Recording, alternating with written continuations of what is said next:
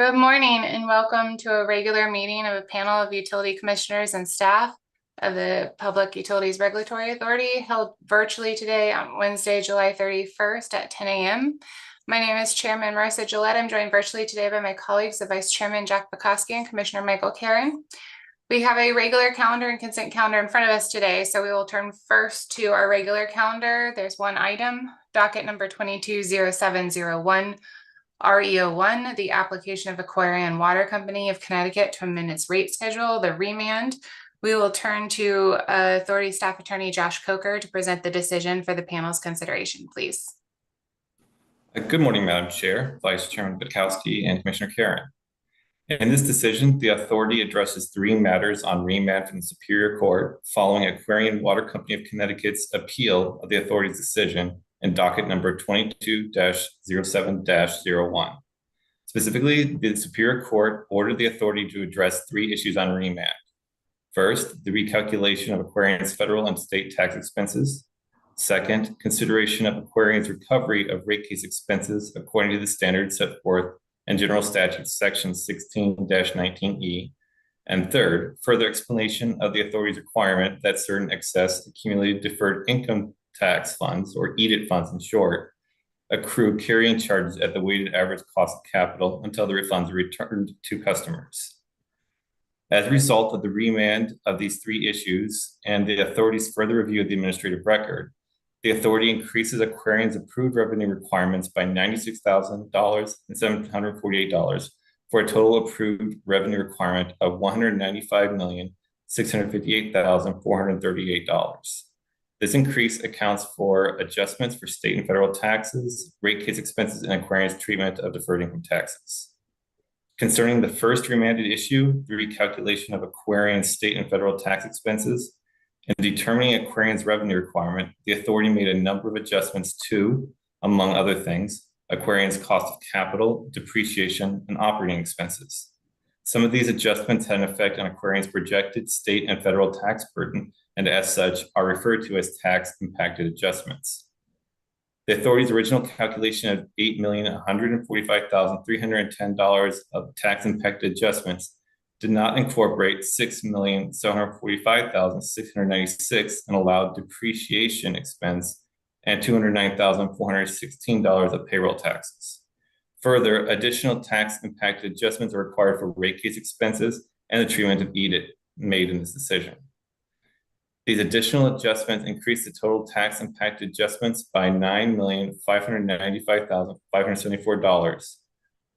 This revised adjustment results in a revenue requirement increase for state and federal taxes of $2,640,462.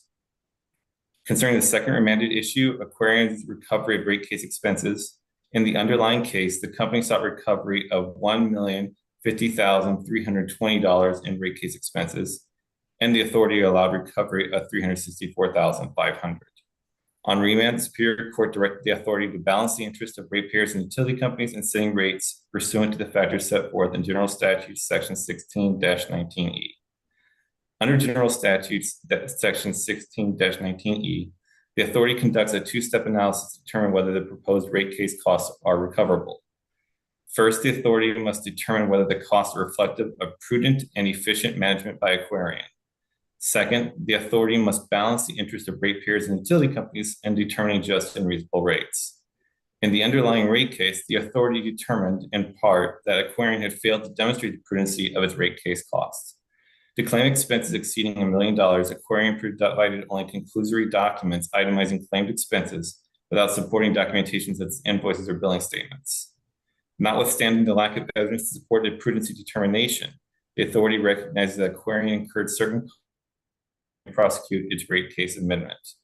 As such, the authority conducted a balance of interest analysis for the claimed rate case expenses and allowed Aquarian to recover portions of its expenses.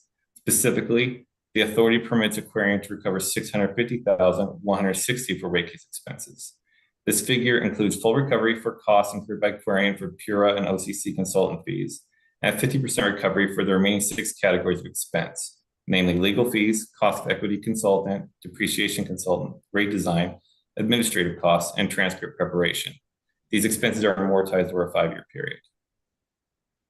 The third remanded issue was further explanation of the authority's requirement that EDIT funds incur carrying charges. Subsequent to the rate case decision, Aquarian complied with an order requiring an independent audit of EDIT funds.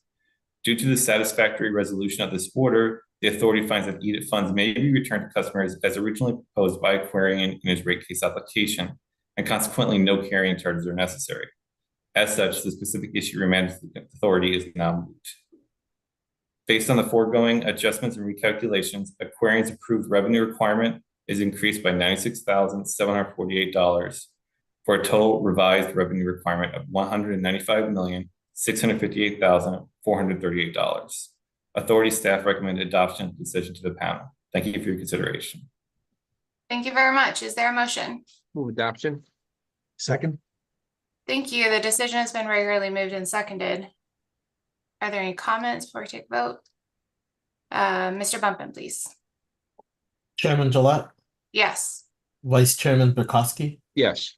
Commissioner Karen, Yes. Thank you. The decision has been adopted. We'll turn next to the consent calendar in which there are 7 items. Is there a motion, please? Madam Chairman, I move today's consent calendar, items 1 through 7. I second it. Thank you. The consent calendar has been regularly moved and seconded. Mr. Bumpin, please take the roll. Chairman Gillette, Yes. Vice Chairman Bukowski, Yes. Commissioner Karen, Yes. Thank you. The consent calendar has been adopted in full. We will adjourn for now, and we will reconvene next Wednesday, August 7th at 10 a.m. by remote teleconference